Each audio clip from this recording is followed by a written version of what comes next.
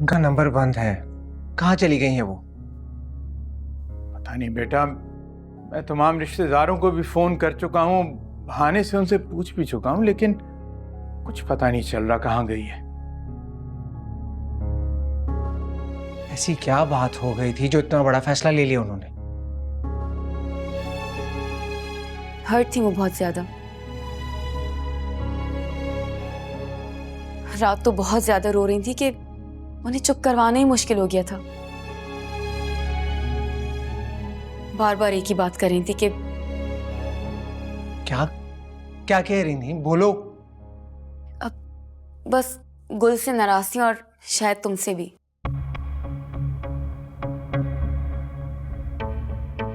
उन्हें ये महसूस हो रहा था कि उनकी इस घर में कोई वैल्यू नहीं रही। ऊपर से गुल ने बदतमीजी भी बहुत ज्यादा कर दी थी।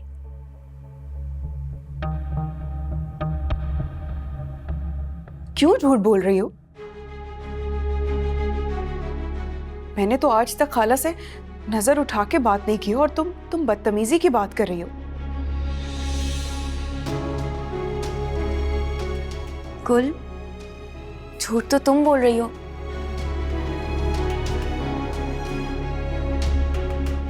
अगर आप लोगों को यकीन नहीं आता तो एक बार अम्मा को आ जाने दीजिए, उनसे पूछ लीजिएगा।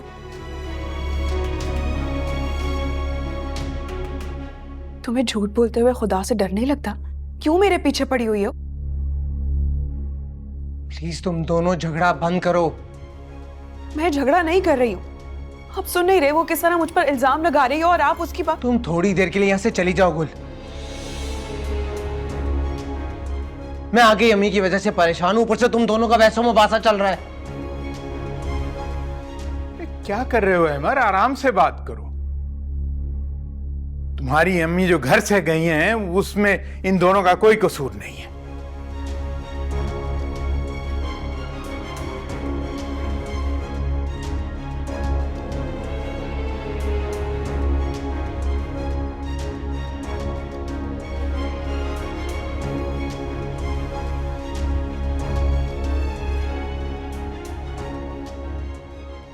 बाबा, दिन गुजरता जा रहा है। आप प्लीज अम्मा की मिसिंग की रिपोर्ट तो लिखवाएं। हाँ, ये सही कह रही है। मैं भी बात करता हूँ अपने दोस्त से। किस दोस्त को? वही जो एसपी है? जी वो।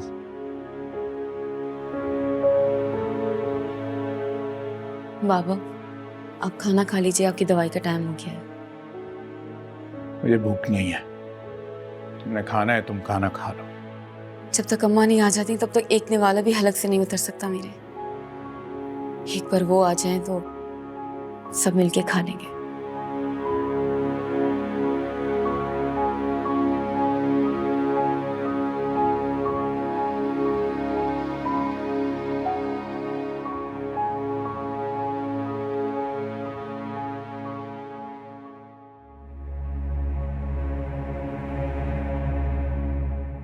मना किया था ना मैंने तुझे कि नोमी के पास नहीं जाना।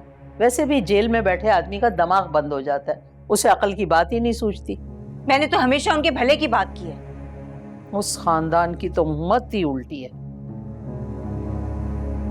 पता नहीं हमारे दिमाग पे कौन से पर्दे पड़ गए थे जो तेरा ब्याह वहां करवा दिया। अरे नोमी तो बिल्कुल ही कंगला निकला। कभी एक धेरे का सुकून दिया तुझे? हमेशा हमारे टुकड़ों पे पलता रहा। अब क्यों ताने देती रहती हैं मुझे? कौन सा कानून का खजाना आपने मेरे नाम कर दिया है? जायदादें दे दी हैं मुझे। अम्मी, मैं बता रही हूँ आपको, नौमान मेरा शौहर है और उनके खिलाफ मैं एक लफ्ज भी नहीं सुनूंगी, चाहे आप ही क्यों ना हो। हद है भैया, हद। तौबा तौबा इस औलाद से। जिसको जो बात बोलो वो उल्टा मेरे गले पड़ जाता है। अल्लाह मेरे। क्यों बातें सुना रही हैं आप मुझे? पहले मैं नौमान की वजह से इतना दुखी हूँ। वही तो समझा रही हूँ तुझे। अरे जब उससे परवाह नहीं तेरी तो तू क्यों खून जला रही है उसके पीछे अपना? आपको पता है, नौमान सिर्फ और सिर्फ अपनी इज्जत बचाने के लिए ना चाहते नहीं है कि मैं जाके गुल से बात करूं। तो फिर क्या करेगी तू? उस दिन तो इजाजत नहीं दी उसने। करूंगी तो मैं वही जिस बात का मैंने इरादा कर लिया है। सुरैया नाम है मेरा। मतलब तुझे बेइज्जती करवानी है, एक तो गुल के हाथों और दूसरे नोमी के हाथों, है ना? गुल बहुत सीधी है अम्मी। जाकर 4 मगरमच्छ के आंसू बहाऊंगी ना, फौरन से पिघल जाएगी। और रही बात नौमान की, जब जेल से छुटकर आ जाएंगे ना तो सब भूल जाएंगे। कर लो भाई, मैं जो बोलूं वो तो किसी के कान पे जूं भी नहीं रेंगती। अपनी अपनी मर्जी कर लो, देखती हूँ तुम लोग क्या करते हो, कौन से किले फतह कर लोगे। जाओ दफा हो जाओ, औलाद है मेरी।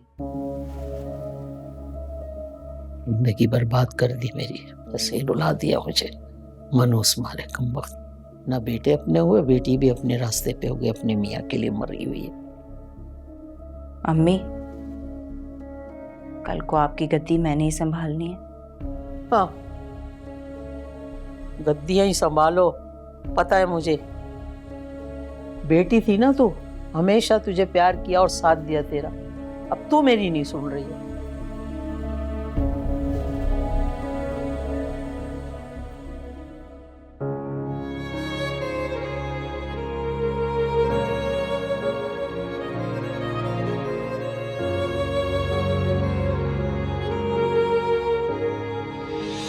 तुम परेशान मत हो, तुमने सही फैसला किया है। पता नहीं क्या ठीक है क्या गलत,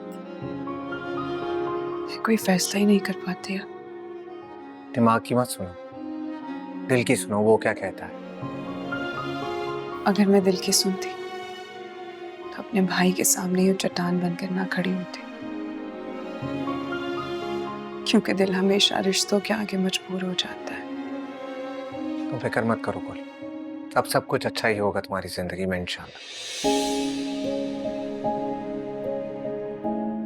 गुल, मेरे कपड़े रेडी कर दो, मैंने कहीं जाना है, मैं फ्रेश होकर आया।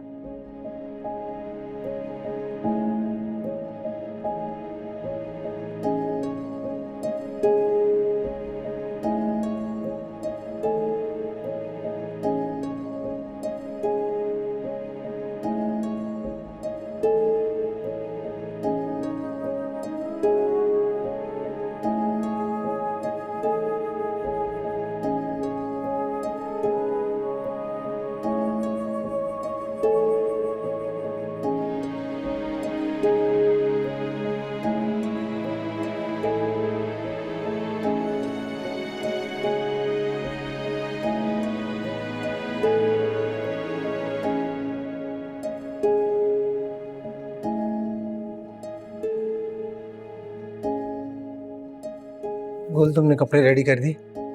सामने ही रखे। मैंने सोचा शायद तुमने सुना नहीं। हाँ, सुनती तो हूँ मैं सबकी। आई एम रियली सॉरी, मैं अम्मी की टेंशन में कुछ ज्यादा ही कह गया तुम्हें, मेरा लहजा दुरुस्त नहीं था। कोई बात नहीं है अमर, सभी लोग तो मेरा सब्र आजमा रहे हैं, एक तुम भी सही। मैंने सॉरी कहा ना। खैर, बात लंबी हो रही है, वापस आकर बात करते हैं इसमें। आप कहाँ जा रहे हैं? मेरे एसपी दोस्त ने कहा है कि नजदीक के किसी गार्डन में देख लूं पहले, कहीं अम्मी वहां तो नहीं है। मैं भी साथ चलूं आपके? हाँ, लेकिन अगर तुम असद को उठाओगी तो सारी रात सोएगा नहीं, वो तंग होगा, डिस्टर्ब होगा। हाँ, ये तो मैंने सोचा ही नहीं, फिर आप ही चले जाएं। खैर, मैं चेंज करके जा रहा हूँ, तुम दुआ करना अम्मी मिल जाए।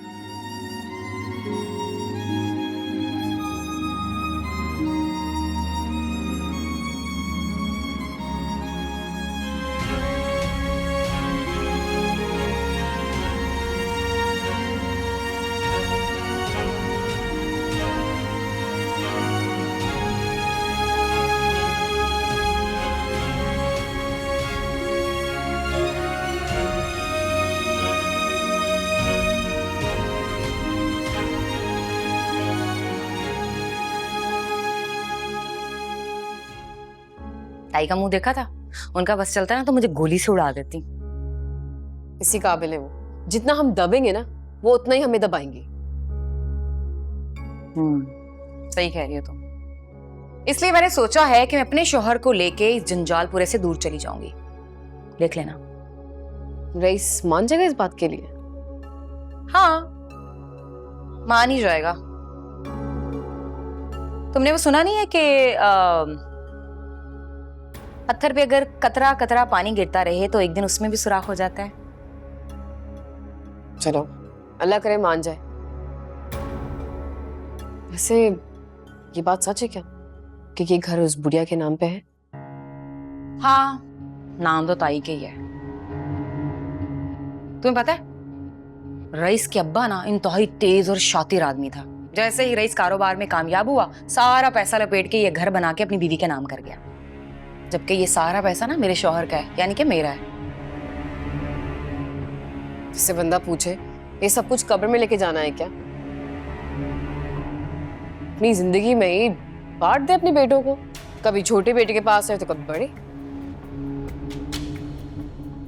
ओ हेलो, अस्तगफिरुल्लाह। मैं तो ताई को कभी भी अपने पास ना रखूं। तुम बड़ी बहू हो, तुम एक काम करना, ताई को तुम रख लेना। सास की खिदमत शिदमत करो, तुम्हें भी पता चले कि सास की खिदमत करना क्या होता है, तो तुम रख लो। हाँ, तौबा करो, माफ कर दो मुझे, तो कभी ना रखूं मैं। और मुझे एक बात बताओ, मुझे वो बहू समझती ही कहाँ है? मामा आप यहाँ बैठी हैं, वहाँ पापा आ चुके हैं और डायरेक्ट दादू के पास गए हैं। अच्छा, क्या कह रही थी दादू? बातें सुनी तुमने? तुम्हारी शिकायतें लगा रही थी आती। मैं सुन रहा था, पप्पू ने कमरे से ही बाहर निकाल दिया। ये सुरैया चुड़ैल ना, ये पता नहीं कब जान छोड़ेगी हमारी। मैं जा रही हूँ, जाकर देखूं मेरे खिलाफ मेरे शौहर को क्या भड़काया जा रहा है। जाओ। चलो बेटा, आओ। ओ भाई भाई, इनके तो मसले ही खत्म नहीं होते।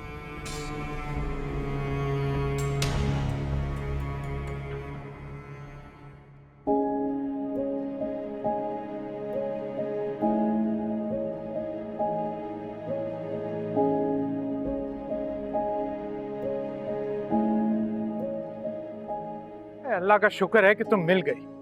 क्यों ढूंढ रहे थे मुझे?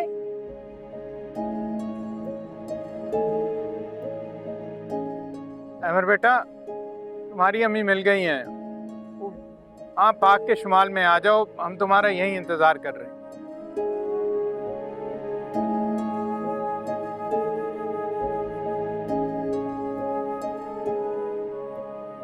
खुशरा, हमारा दिमाग खराब हो गया।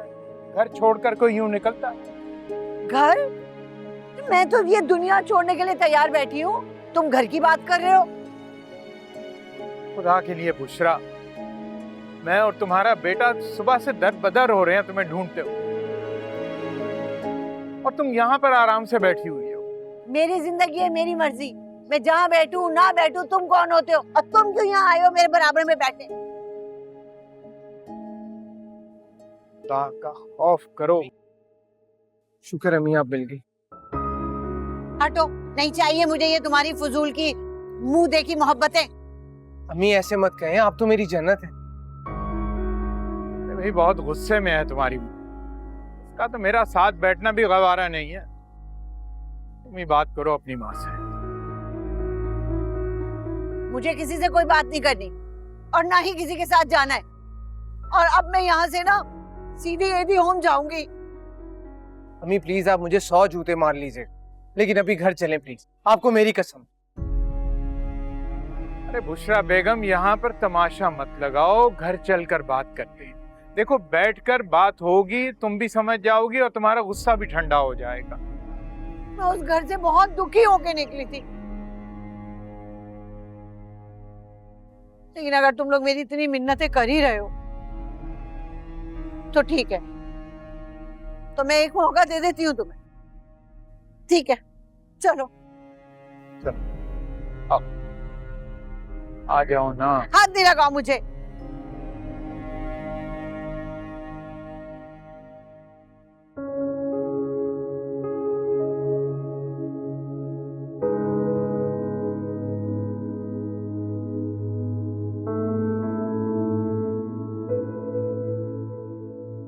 चली गई थी आप? हम सब सारा दिन से परेशान थे। बेटा क्या करती, जिस घर में कोई कदर ही रहा हो वहां रहने का क्या फायदा।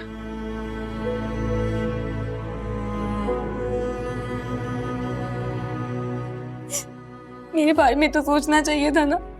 मैं आपकी वजह से यहाँ हूँ, बल्कि जिंदा हूँ, वरना मेरा जिंदा रहने का क्या जवाब बनता है। अल्लाह ना करे कि कभी तुम्हें कुछ हो। पगली, खबरदार दोबारा ऐसा कोई लफ्ज मुंह से निकाला होगा, वरना मैं सचमुच तुमसे नाराज हो जाऊंगी। अच्छा छोड़ इन सब बातों को, नौशी अम्मी के लिए खाना ले आओ, उन्हें भूख लगी होगी। नहीं, उसकी जरूरत नहीं है, खाना मैंने बनाया है खाला जान के लिए, आ जाएं।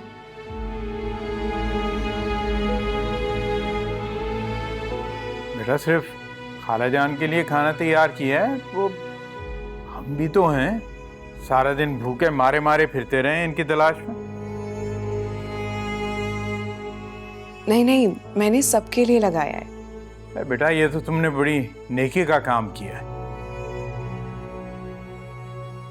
चलो खाना खाते हैं। नहीं नहीं, मुझे कोई भूख नहीं है, और वैसे भी मुझे इसके हाथ का खाना नहीं खाना। अम्मी खाने से कैसी नाराजगी? जिससे नाराजगी है, खाना भी तो उसी ने बनाया ना। बल्कि मेरे घर से जाने की वजह भी यही है। तो क्या अब मैं इसके हाथ का खाना खाऊंगी?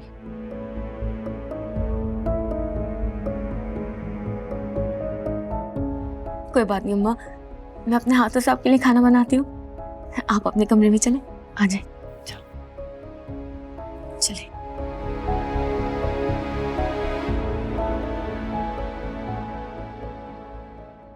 बेटा अपना दिल बुरा मत करो, गुस्से में है, 1-2 दिन में ठीक हो जाएगी। हमें तो भूख लगी है, हम तो खाना खाएंगे, क्यों अबू? बिल्कुल ठीक कह रहे हो, मेरे तो खाने की खुशबू यहाँ तक आ रही है। चलो आओ मिलकर खाना खाते हैं। चलिए।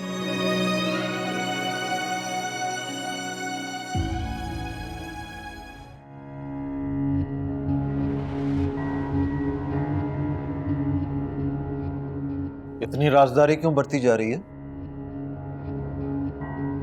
नफीस, ये जो तुम्हारी बहन है ना, जो यहाँ जासूसन बन के 24 घंटे यहीं रहती है, यहाँ की सुन-बुन लेकर हमारे खिलाफ मंसूबे बनाती है वो। इसकी तो आदत है 11 की 12 लगाने की। तो तुम इन सब से बचाव चाहते हो कि नहीं? अच्छा ठीक है, बताओ क्या बात करनी है? मेरी बात तहम्मुल से सुनना, फिर कुछ कहना, ओके? बता भी दो। मेरी आज फातिमा से बात हुई थी घर के हिस्से को लेकर। उसने मुझे एक ऐसा तरीका बताया है कि घर भी बिक जाए, इनको पता भी ना चले, हम अपना आधा आधा हिस्सा ले और यहाँ से रफू चक्कर हो जाए। क्यों? मैंने तुम्हें मना किया था ना कि ऐसे फजूल ख्यालात अपने जहन से निकाल दो। तो इसमें क्या बुराई है? तुम्हारी बहन ने भी तो अपनी नन के साथ यही किया था ना। जिसका खुमियाजा नोमी भुगत रहा है, और वो आराम से सुकून से इस घर में बैठी हुई है। तुम भी चाहती हो कि मैं ऐसा पागलपन करूं और फंस जाऊं, और तुम यहां पे आराम से बैठी रहो? पागल समझा हुआ है मुझे क्या? बहुत ही डरपोक हो तुम वैसे। मैं एक प्रॉपर्टी डीलर हूं, और इन मामलात को तुम जैसी घर बैठने वाली औरतों से बेहतर समझता हूं। ऐसे काम करने का कोई फायदा है नहीं। पहला, रईस नहीं मानेगा, दूसरा मैं खुद ये नहीं चाहता। इसलिए जो मिल रहा है उस पर सब्र शुक्र अदा करो। और अम्मा ने कौन सा हमेशा जीना है? फिर तो सब कुछ हमारा ही हो जाना है। इसलिए जल्दबाजी करके क्यों हम अपना नुकसान करवाएं? लेकिन बस अब मुझे इस बारे में और कोई बात नहीं करनी। और तुम फातिमा से दूर रहो, वो तुमसे सारी बातें पूछकर अम्मा को बताती होगी। जो औरत एक बार मेरे होने वाले बच्चे की जान लेने की कोशिश कर सकती है, उस पर एतबार नहीं किया जा सकता।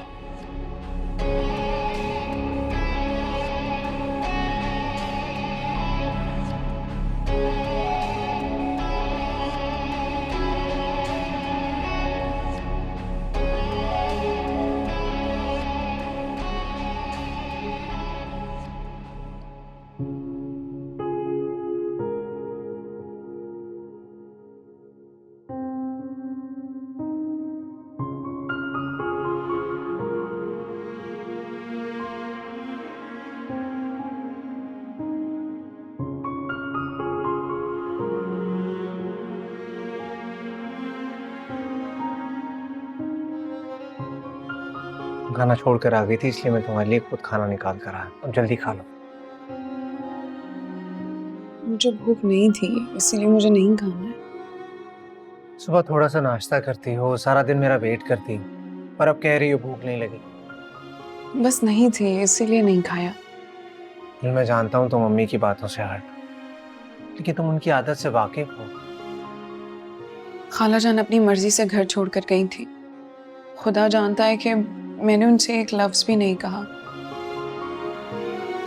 नौशी ने तो बस जानबूझ के झूठ बोला है। तो मैंने कौन सा यकीन किया उसका? हाँ, लेकिन तुम गुस्सा तो हो रहे थे मुझ पर, ऐसे जैसे जैसे उनके जाने की वजह मैं हूँ, मेरी वजह से वो गई थी।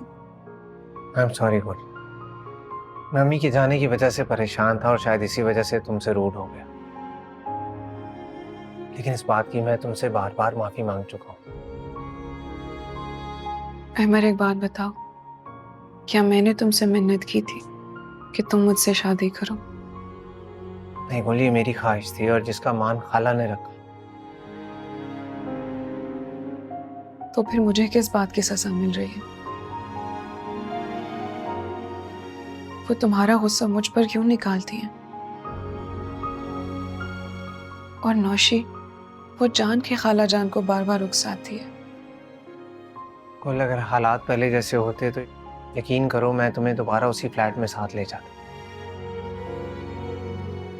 लेकिन आज जैसे अम्मी घर छोड़कर गई, उसके बाद मुझे अंदाजा हुआ कि मैं उन्हें इस उम्र में दुख नहीं दे सकता। उनकी उम्र हो गई। मैं भी हरगिज नहीं चाहूंगी कि तुम उनसे दूर हो जाओ। तो फिर मुझसे वादा करो कि हालात जैसे भी हुए, जो भी हुआ, तुम कभी भी घबराओगी नहीं, रोओगी नहीं, हमेशा मेरा साथ दोगी।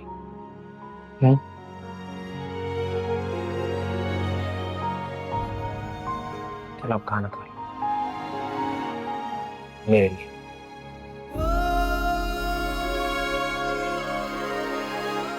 तो मैं ये बर्तन रख के अब मेरा फोन उठा देंगे?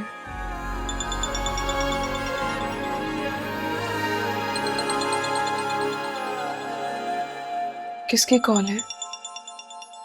सुरैया भाभी की कॉल है। वो क्यों कॉल कर रही है? ये तो उनसे बात करने के बाद ही पता चलेगा। मैं उनसे बात नहीं करना चाहती। जैसी तुम्हारी मर्जी।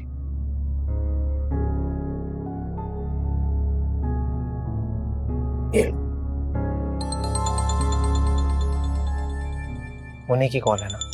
हाँ। और बात कर लो, कोई इमरजेंसी होगी। लेकिन अहमद, देखो मैं जानता हूँ तुम उनसे बहुत नाराज हो, लेकिन शायद उन्हें इस वक्त तुम्हारी जरूरत हो, कोई इमरजेंसी हो। तुम बात करो, मैं बर्तन रख कर आता हूं। लेकिन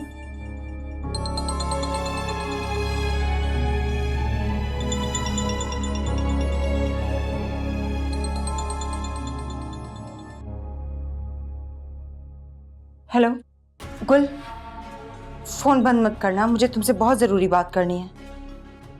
क्यों कॉल किया भाभी आपने? वो मुझे तुमसे अब क्या चाहिए आपको मुझसे? तुम्हारी गवाही तुम्हारे भाई के हक में। क्या मतलब है? नुमान जेल में है और इस वक्त तुम ही उनकी मदद कर सकती हो। वो बहुत मुश्किल में। देखो, नुमान है तो तुम्हारा इकलौता ही भाई ना। प्लीज प्लीज इनकार मत करना। मुझे तुम्हारे साथ की जरूरत है, प्लीज।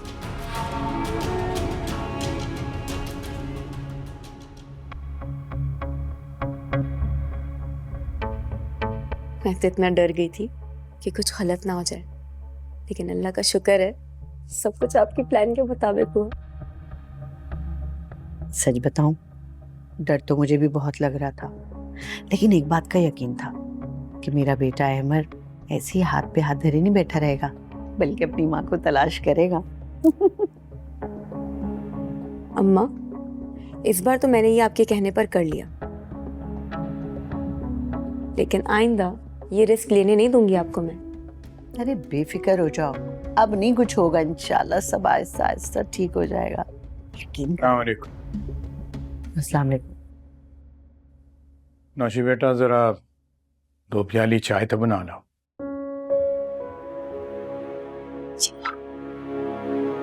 चाय बहुत अच्छी बनाती है ये, इसीलिए कहा है इससे। आप जल्दी नहीं आ गए नमाज पढ़ के? वैसे तो 9 बजे तक आते। आज नमाज के बाद दर्स नहीं था, इसलिए मैं जल्दी आ गया। अच्छा, अच्छा ही हुआ, वरना मुझे ये कैसे पता चलता कि मेरी बेगम जो है वो कौन कौन सी साजिशों में मुलव्विस है।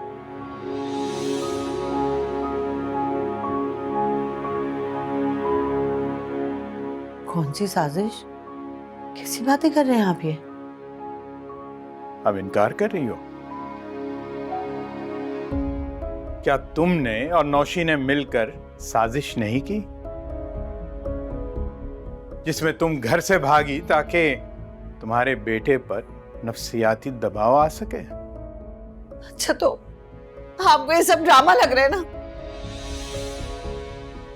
देख लीजिएगा, अब अगली बार मैं इस घर से क्या, मैं इस दुनिया से ही चली जाऊंगी, फिर आप लोग बैठ के रोते रहिएगा।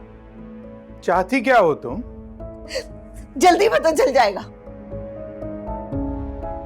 लेकिन इस बार आप बाप बेटा मुझे इजी मत कीजिएगा। हाँ, मैं बता रही हूँ, आप लोग के पास हो, बैठना भी फजूल है।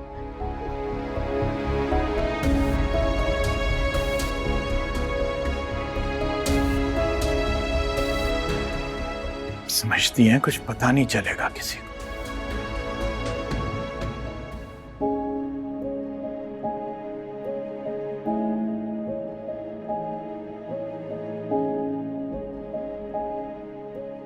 क्या हुआ बोल, तुम परेशान लग रही हो? आपके कहने पर मैंने बात की थी सुरैया भाभी से। हाँ, मैं तो भूल ही गया। क्या कह रही थी वो कह रही थी कि नोमी भाई जेल में हैं और उन्हें बाहर निकलवाने के लिए मेरी गवाही की जरूरत है। लेकिन किस जुर्म में बंद है वो? मेरा मकान धोखे से बेचने के जुर्म में। सीरियसली? हाँ, उन्होंने यही बताया मुझे। नोमी भाई ने बगैर पूछे घर सेल कर दिया और एडवांस की सूरत में 2-3 लाख रुपए ले लिया और बाकी 90 लाख का चेक जो जाली निकला। सीसी केस में पुलिस पकड़ के ले गई और जेल में बंद कर दिया। ये तो बहुत बुरा हुआ। जो दूसरों के साथ बुरा कर रहे थे, उनके अपने बुरे दिन शुरू हो गए। हाँ, बात तो अफसोस की है। लोग दौलत के असूल के लिए खुदा को भी भूल जाते हैं। जैसी करनी वैसी भरनी। क्या जवाब दिया तुमने? मैंने कहा है कि मैं जरूर जाऊंगी थाने। ठीक है, मैं तुम्हें रोकूंगा नहीं, अगर तुम्हें यही ठीक लगता तो। कल सुबह चलते हैं, एड्रेस बताया उन्होंने?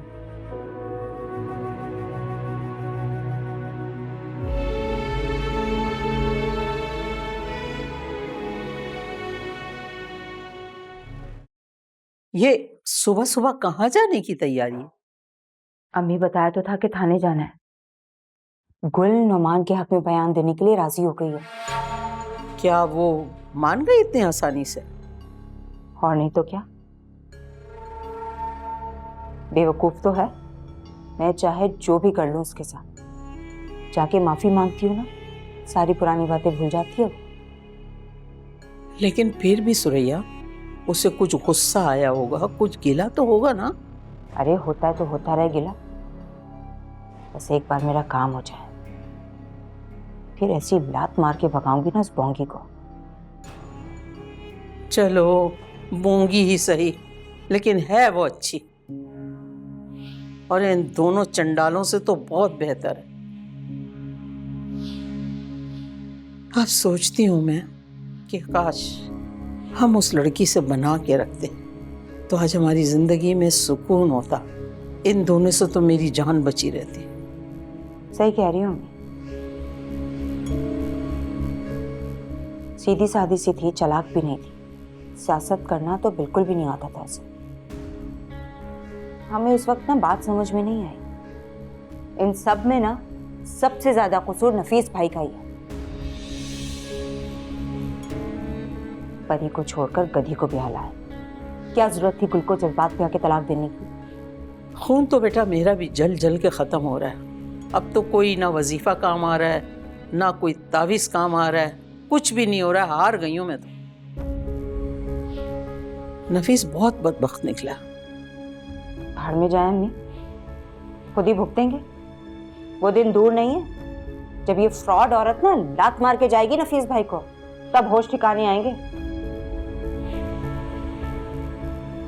अच्छा आप जाओ ना, जाके जल्दी से 10,000 रुपए लेकर आओ किराए विराए के लिए।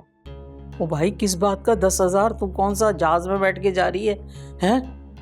थाने जा रही हूँ, थाने। अरे वहां पुलिस वालों को भी खर्ची पानी देनी होगी कि नहीं? 10,000 तो यूं खर्च हो जाएंगे यूं। जाओ ना अम्मी, देर हो रही है। ला रही हूँ, खड़ी रह तू यहीं। लाती हूँ। क्या है 10,000 रुपए? चलो चलो, वो देखो दादू। अरे कहाँ चले तुम लोग सुबह सुबह? अम्मी असद को इंजेक्शन लगवाने जा रहे थे,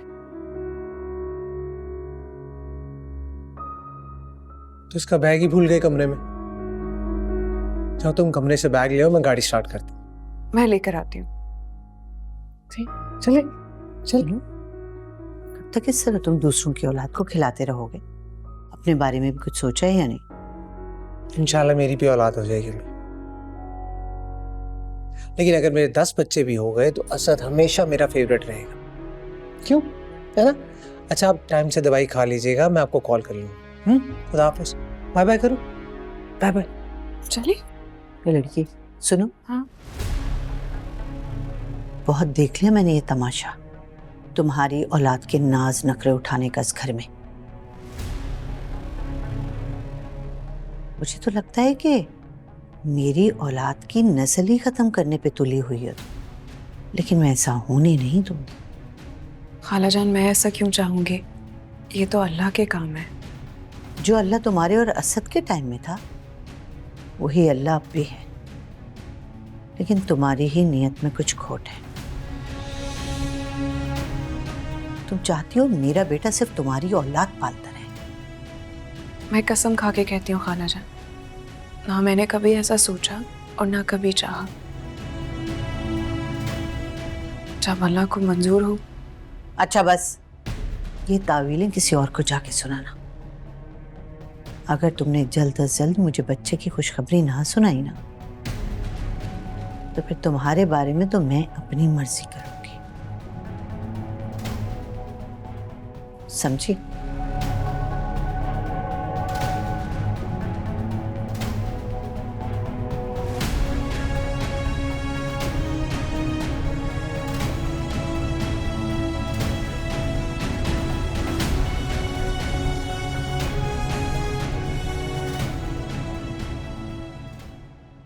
यानी कि मेरे मना करने के बावजूद भी तुमने गुल को कॉल करी थी? नहीं रहा गया ना तुमसे? सिर्फ कॉल नहीं की, हाथ पांव जोड़े, उसकी मिन्नत की कि आए और आपके हक में आकर बयान देते। ऐसे बड़ी ही कोई बेवकूफ औरत हो तुम। यहां पे तुम्हारे कुछ है कि नहीं? कल घास चरने के लिए छोड़ी हुए क्या? ऐसे क्यों कह रहे हैं? तो और क्या कहूं तुम्हें? अरे मेरी भी कोई इज्जत है जो कि मेरी छोटी बहन के सामने तुमने खाक में मिला के रख दी है। कौन सी इज्जत का भूत सवार है आपके सर पर? क्या चल रहा है आपके दिमाग में? मैं सिर्फ इतना जानती हूँ कि इस वक्त हम मुसीबत में हैं और गुल वही आकर हमें इस मुसीबत से छुटकारा दिलवाएगी। ये बात तुम्हारी इस मोटी अक्कल में क्यों नहीं आ रही सुरैया बेगम कि जो कुछ हम अम्मा और गुल के साथ कर चुके हैं ना, उसके बाद वो मेरे हक में गवाही नहीं देगी। अच्छी तरह जानती हूँ आपकी बहन को, रग रग से वाकिफ हूँ उसकी। आपको मुसीबत में नहीं देख पाएगी। वो जरूर आएगी, आपके हक में बयान भी देगी।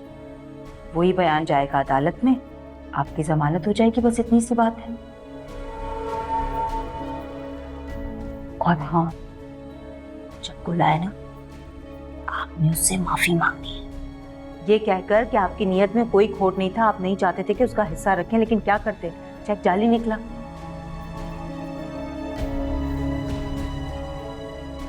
जाहिर सी बात है, वे तो करना ही पड़ेगा मुझे। तलवार जो लाके लटका दी तुमने मेरे सर पे। अरे मजबूरी है मेरी, वरना मुझे भी कोई शौक नहीं है आपकी बहन को मुंह लगाने का। और हाँ, एक ही बार माफी मांगनी है, ज्यादा बात करने की जरूरत नहीं है। ऐसा ना वो सर पे चढ़ जाए, बाकी मैं खुद संभाल लूंगी। ठीक है?